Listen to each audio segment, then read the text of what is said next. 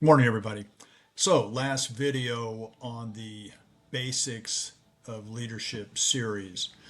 So far, we've talked about some other core concepts of leadership, defining leadership, difference between good and bad leaders, when you're new in the role and kind of feel like you don't belong.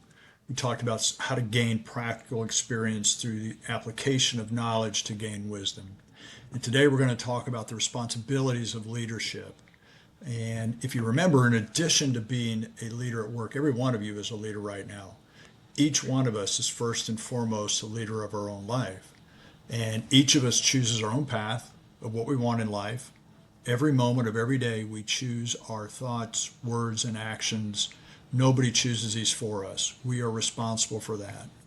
And in a future video, I'm going to talk, probably get in depth into how our ingrained belief system really takes over and can cause us to think we're not in control of these things. But for now, let's stay on this topic. So, what does responsibility of leadership mean? Well, think about it. So, we said leadership is all about creating that positive emotional connection. We said it's about inspiring others to be greater tomorrow than they are today. And it's all about caring more about the team's goals than our own goals. Okay? So we got that. So then we think about what are some core traits of a leader? And there are a lot of them. You do Google search and there's a lot of them out there, but a few of the most common ones are integrity, honesty, trustworthiness, empathy, and an element of gratitude. So if you put all this together, we have a leader of a group who has these core traits, and they also create positive emotional connection, inspire others, and care about the team's goals more than their own. So our leader in this case has all these things, and they've formed a bond with the team, and the team accepts them, right? The leader embraces the team embraces the leader, they have mutual trust, respect, honesty, they care about each other, everything's great, right? So what could go wrong? Well, remember, we're dealing with people. And remember that leadership is not a court of law where facts rule. It's the court of human emotions where feelings rule. People. And people are always the variable. So here's where I've seen a lot of leaders forget their responsibility. They think they've got it all figured out. They got everybody, figured out how they do, how I'm going to do this. And they start playing games with people. And many times bad leaders will use their position to manipulate others to get what they want rather than create that positive emotional connection, inspire others, and help the team get what the team wants. And what I mean by playing games is these leaders use manipulation tactics to get what they want from the team. Sometimes they'll play on the vulnerability of others or position people against each other, thinking somehow this will motivate them. Sometimes the games are subtle, and sometimes they're pretty obvious. I'm going to assume everybody's seen some variation of a game. So let me give you an example of a game in this case. So some years ago, I knew an employee from another department within our organization, and I had started checking in on this person when I was in town because I knew they were getting pretty stressed out. I also knew the leader this person reported to.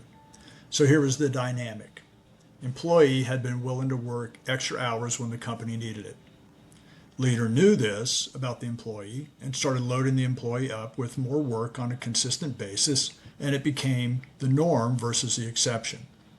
Employee was starting to miss personal obligations due to the workload and becoming more frustrated and stressed out. The leader knew this was happening and yet would not back down from the expectations and even challenge this person to just work a little faster so you can get out on time. Employee needed the job and was afraid of complaining too much. Leader knew this about this employee. The leader knew this employee would work the additional hours. They knew they needed the job and wouldn't complain.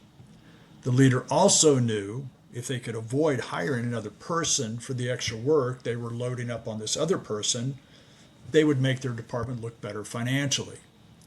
So rather than demonstrate all the positive traits of a leader and create a positive emotional connection, inspiration, and caring about other people's goals, this leader simply used their position to basically bully the employee into helping them achieve their goals with no regard to the impact on the employee.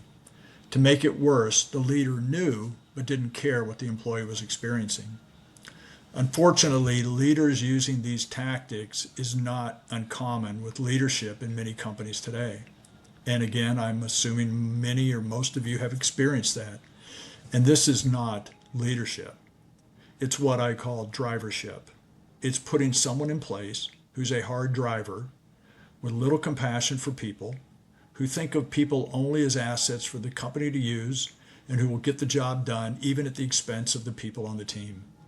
They usually don't care if the employees quit because they know they'll just hire someone else to fill that position. And after a few months, that new position will also quit and the process will repeat. And this soon becomes the toxic culture of that business. I've watched this happen many times, and it's very easy to see what's going on. So to point out the difference, let me share what I've experienced around the responsibility of leadership. And to be a good leader, or even a great leader, it's really not negotiable. First, remember, leadership is a giving role, not a taking role. You willingly give to others so they succeed, knowing that by them succeeding, you succeed. It's one of the cores of leadership by my definition. It's caring about the team's goals more than yours. But you always give first. So here's what responsibility of leadership means. Number one, it means you honor the role and the people who trusted and accepted you as a leader. It's about personal trust. Number two, it means you respect the honesty and integrity of yourself and others. Number three, it means you agree to give your best at all times, not only to yourself, but to those around you. And what I mean by this is we all know whether we're giving our best or not, right? And when you don't, how does it feel? When you walk off that field and you knew that I could have given more. The people who've entrusted you as the leader didn't sign up for someone who only gives their best when they feel like it. You give your best all the time. And number four, it means you never stop looking for ways to improve yourself and therefore the team around you. Complacency is not a trait of leadership. Look, leadership is not about micromanagement. It's not about manipulating others. It's not about being self-centered. And it's definitely not about bullying other people to get what you want. True leadership has very high standards, and it is not for the faint of heart, but for the strong of heart. This is one reason why leadership is failing in our companies today. We're overly focused purely on the financial results and less focused on developing the people who work to produce these same financial results. So we put these drivers in place of leaders, and then we wonder why so many people are disengaged, uninspired, and detached at work. They've stopped caring. So many people I've been around are working just hard enough to keep their jobs or putting up with unreasonable demands from these false leaders.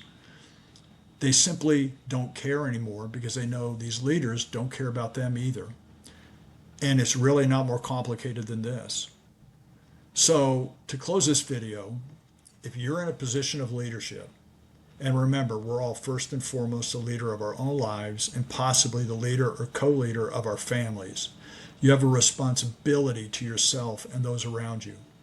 You have a responsibility to honor the role and the people on your team, a responsibility to respect honesty and integrity of yourself and those on the team, a responsibility to give your best at all times, not just when you feel like it.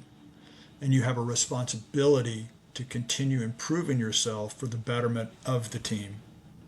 And to be a great leader, these responsibilities are not optional. And if you can't live up to it, then maybe you need to rethink why you're in a leadership role to start with. Are you in it for yourself? Or are you in it for the team? The people around you deserve it, and frankly, so do you.